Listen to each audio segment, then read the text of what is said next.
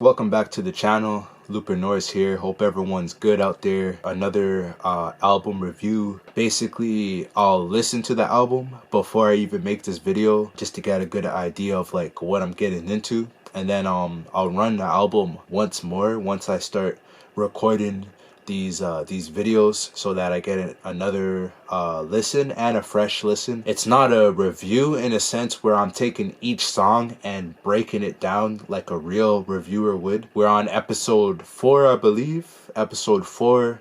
We're gonna do Schoolboy Q's Blue Lips. This is his most recent project that he's released. He dropped it on March 1st. Has about 18 tracks on it. I heard the album before making this video, just like I was saying earlier. So I'm going through this album for the second time, and I'm gonna give you guys my reaction, how I feel about the album, and I'm also gonna give it a rating too at the end of the video. I'm gonna give it a rating out of 10, and I'm only gonna play like 5 to 10 seconds of each song, so you guys got a good idea of like what it sounds like and what I'm talking about. And I feel like it's gonna be easier to understand what I'm talking about when I go through each song and actually give my own like breakdown of how I feel about the song. It's gonna be a lot easier to understand what I'm talking about. We're gonna go through half the album, gonna go through the whole reaction process. So yeah, let's get through it. This is the first track, Funny Guy, off of Blue Lips, Schoolboy Q.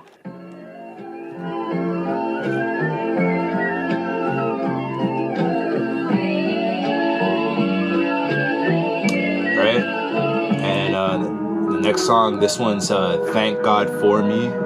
That's the name of it.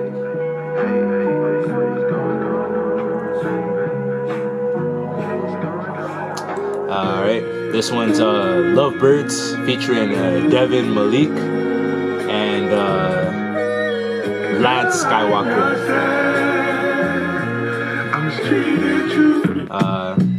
It's Ohio featuring Freddie Gibbs.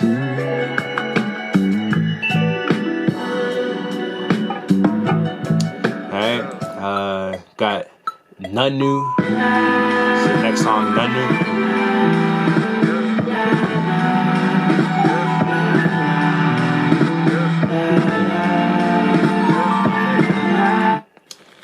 This one's Germany 86.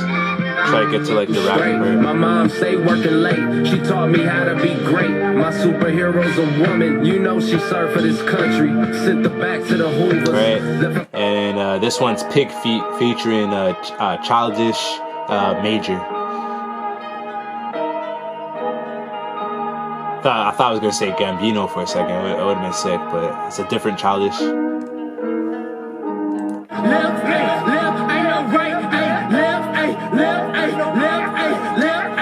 I'll do one more. So this one's Cooties.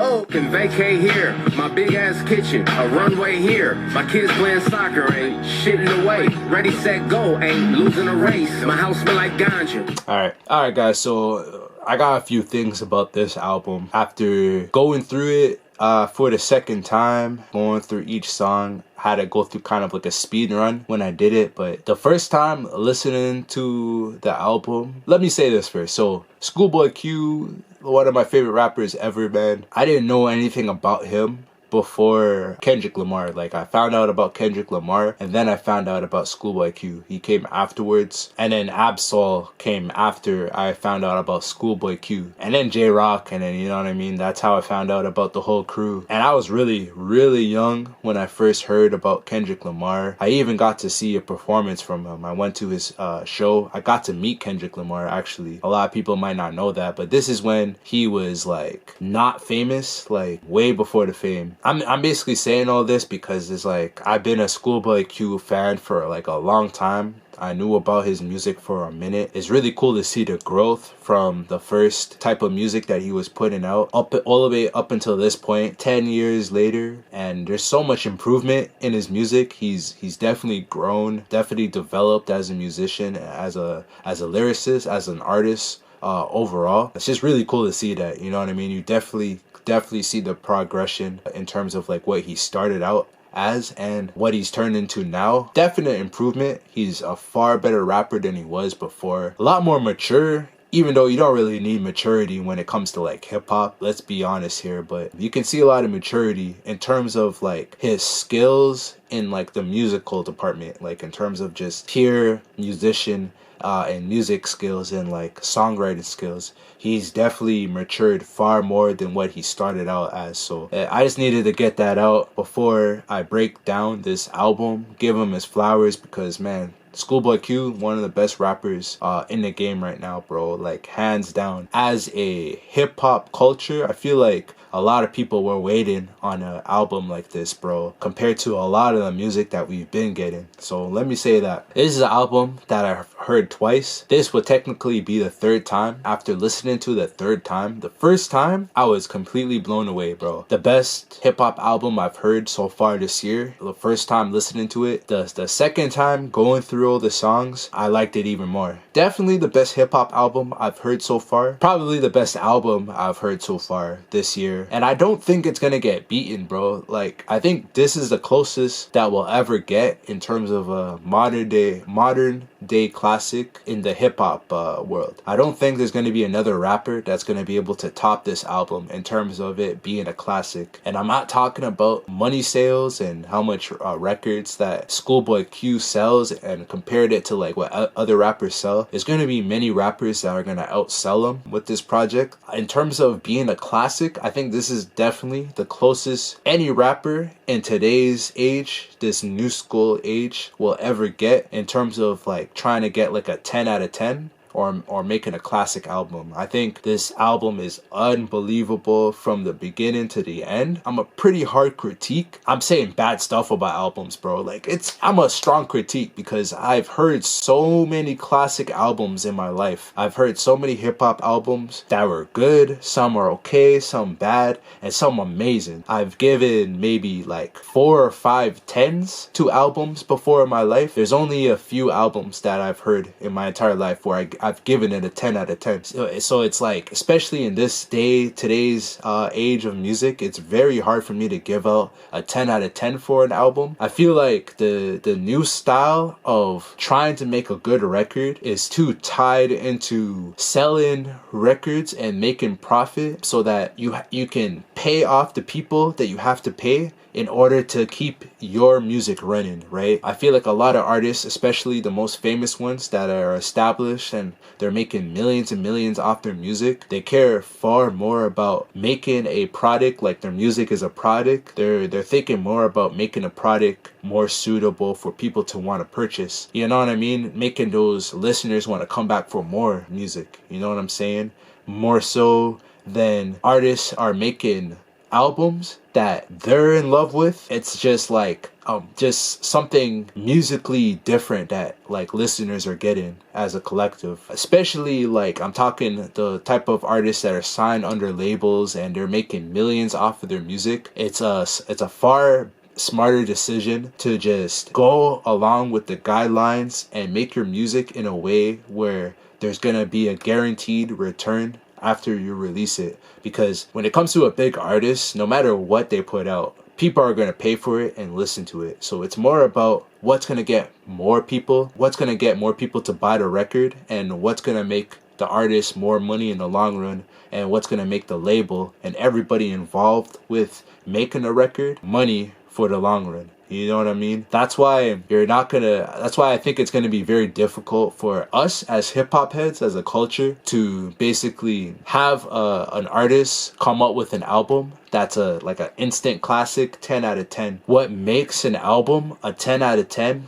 at least in the hip hop world, are all the ideas that doesn't make you money. If like I'm explaining that weird, but like if you guys can understand what I'm saying this, like I think it's difficult for the typical artist to make a classic album because there's so much money that artist has to make in order to continue to make music. It's not like they're given millions of dollars to work on this one album and then they put the album out and then they make the millions back, and then that's it. There's a lot of different things that happen in the music industry that prevents an artist to actually do what they truly want to do on a record, and instead they just follow the guidelines, they follow what the label asks them to do, because they're paying them at the end of the day. They make the album the way the record label wants them to make it, and then it's like, it's almost like a compromise, right? And then once the label pushes it out, they do all the promotional stuff. They put all the money, the millions of dollars that goes into advertising and making promotions for the record. All that is being put into it.